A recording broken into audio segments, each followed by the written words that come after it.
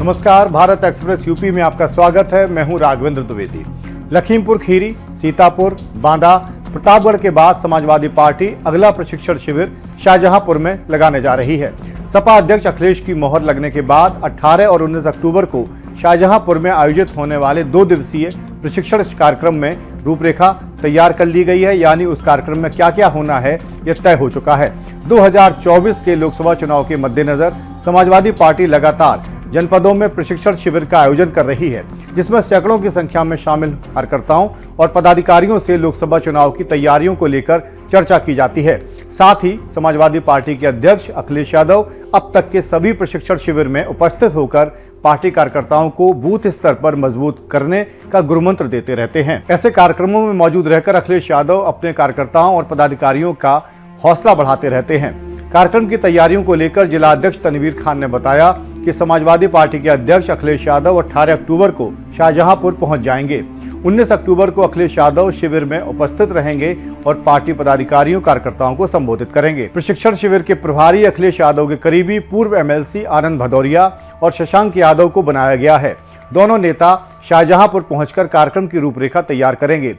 राजनीतिक रूप से शाहजहांपुर लोकसभा सीट काफी अहम मानी जाती है।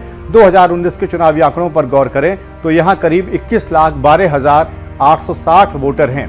जातीय समीकरण की बात करें तो यादव को छोड़कर 6 लाख ओबीसी, 2 लाख जाटव, 1.5 लाख गैर जाटव, 3 लाख मुस्लिम, 1.25 लाख यादव और 2.5 लाख वैश्य शामिल हैं।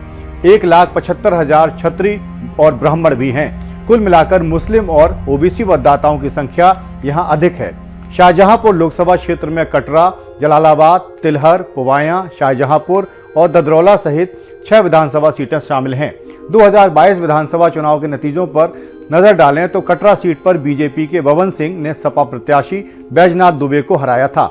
वहीं जलालाबाद से हरिप्रकाश वर्मा, तिलहर से सलोना कुशवाहा, पुवाया से चेतराम पासी, शाहजहांपुर से सुरेश खन्ना, ददरौला से मानवेंद्र सिंह बीजेपी के टिकट पर चुनाव जीते हैं। लेकिन सभी 6 विधानसभाओं में समाजवादी पार्टी के प्रत्याशी दूसरे नंबर पर रहे हैं। सुरेश खन्ना वर्तमान में योगी सरकार में कैबिनेट मंत्री हैं। हर विधानसभा जातिगत समीकरणों के आधार पर समाजवादी पार्टी को ऐसा लगता है कि पीडीए के फॉर्मूले पर वह शाहजहांपुर लोकसभा सीट पर कब्जा जमा सकती है।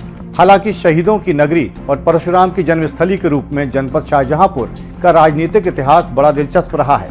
कभी इस क्षेत्र को कांग्रेस का गढ़ माना जाता था। जितेंद्र प्रसाद और उनके बेटे जितिन प्रसाद कांग्रेस के सांसद रहे हैं। हालांकि जितिन प्रसाद अब बीजेपी में शामिल हो गए हैं और वर्तमान में योगी सरकार में लोक निर्माण विभाग के मंत्री हैं। 2009 में शाहजहांपुर लोकसभा सीट समाजवादी पार्टी के कब्जे में थी। सपा के मिथिलेश कुमार यहां से सांसद थे। 2014 में बीजेपी की कृष्णा राज यहां से सांसद बनी और बाद में कृष्णा राज मोदी सरकार में मंत्री भी बनी। 2019 में बीजेपी के अरुण सागर यहां से सांसद बने। 2014 और 2019 में शाहजहांपुर लोकसभा सीट बीजेपी के कब्जे में थी।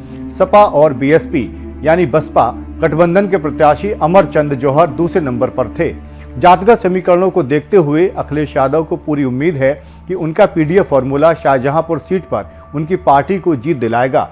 यही वजह है कि प्रशिक्षण शिविर में अखिलेश यादव कार्यकर्ताओं में जोश भरने के साथ ही जातिगत समीकरणों को भी साधने की कोशिश करेंगे। 2024 लोकसभा चुनाव के मद्देनजर सपा अध्यक्ष अखिलेश यादव ने अंबेडकर वाहिनी और अनुसूचित जाति प्रकोष्ठ की संयुक्त बैठक की।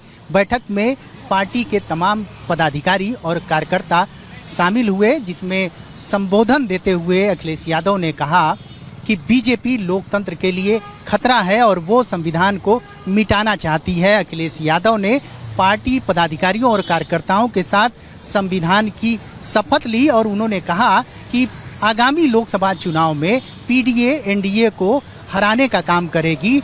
इसके साथ ही उन्होंने कहा कि बीजेपी नई संसद बनाकर भारत के संविधान को बड़ी सफाई से मिटाना चाहती है और यही वजह है कि बीजेपी अपने मंसूबे में लगातार काम कर रही है और लगातार वो पीडीए को हराने की कोशिश कर रही है। लेकिन अखिलेश यादव ने अपने कार्यकर्ताओं को नसीहत देते हुए कहा कि वो लोकसभा चुनाव में कहीं से भी चूक न करें और लड़ाई के लिए तैयार रहें, क्योंकि पीडीए के फार्मूले में ही उनकी भलाई है और एनडीए को इसी पीडीए के सहारे हराया जा सकता है। कैमरामैन राहुल के साथ सत्यप्रकाश सिंह, भारत एक्सप्रेस। लखनऊ। इस वीडियो में फिलहाल इतना ही। उत्तर प्रदेश की तमाम खबरों के लिए देखते रहिए भारत एक्सप्रेस यूपी। नमस्कार।